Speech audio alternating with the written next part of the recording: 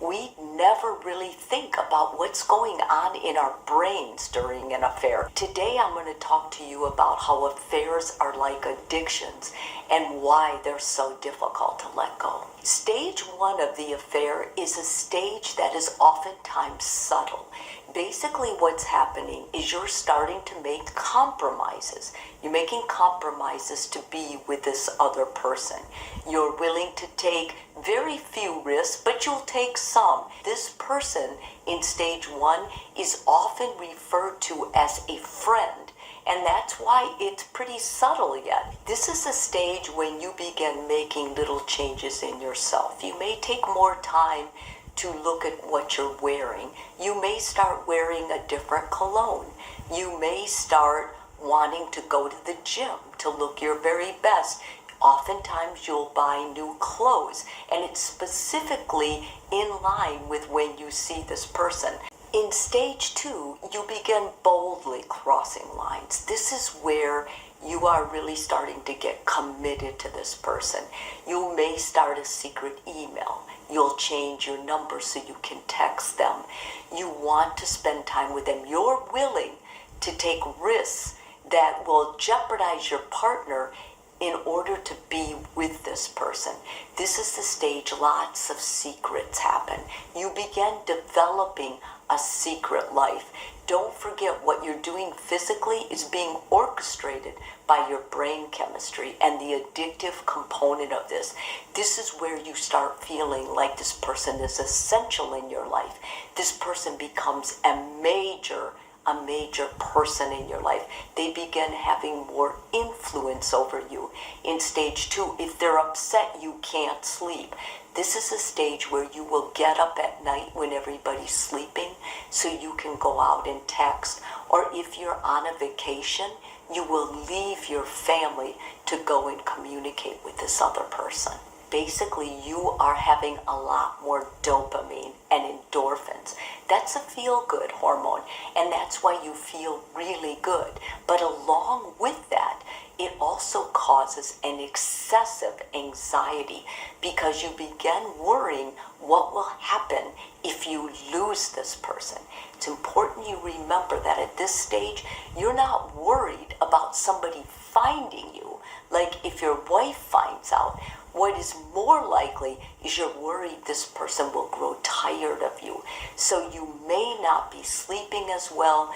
You may lose concentration. You can't focus. It's in stage 2 also that you begin separating from your spouse.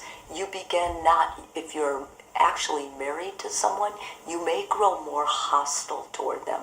Basically, there's a separation now because your brain is convincing you that this person is your soulmate. They're the love you never knew about.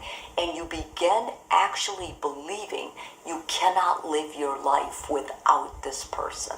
The next stage is stage 3. And stage 3 is when you're now in a pattern. You're having active physical and emotional intimacy, increased sense of panic and loss because you're so distant from your spouse that you worry, what if this doesn't work out with my lover?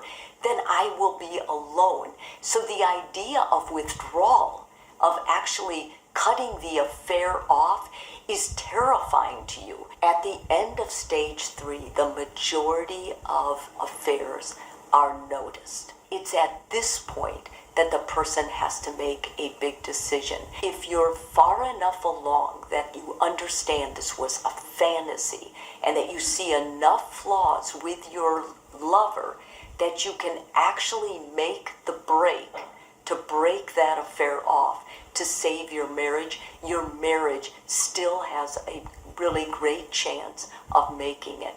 If you cannot, this is where the majority of marriages end. 2/3 of all marriages where an affair is happening are salvageable. During stage 4, you're beginning to come out of the haze of the affair. If your spouse or significant other is still invested enough in the marriage, your marriage can make it. However, you are still vulnerable to falling back into this old addiction with your ex-lover. So it's important that you understand in the stage of addiction which you have, you are in recovery. And remember, addictions never go away. New skills are learned to manage them. Stage 4 is also the time to look at whether or not your marriage can be saved. It will mean you being vulnerable and totally honest and understanding that you have to rebuild trust with your partner. More of the weight is on your partner. And the reason is because they have to grieve the loss of who they thought you were. And then they have to relearn how to trust you. So going forward, what your partner needs to feel trust with you again, it's essential that you invest in it, own it, and carry through with it. Affairs almost always end. They may take months, years, but in the end, only 10% of affairs go on to marry. If they do marry, they have a 75 to 80% of divorce. So it's much wiser that you get out of your addictive affair and that you work on establishing trust and honesty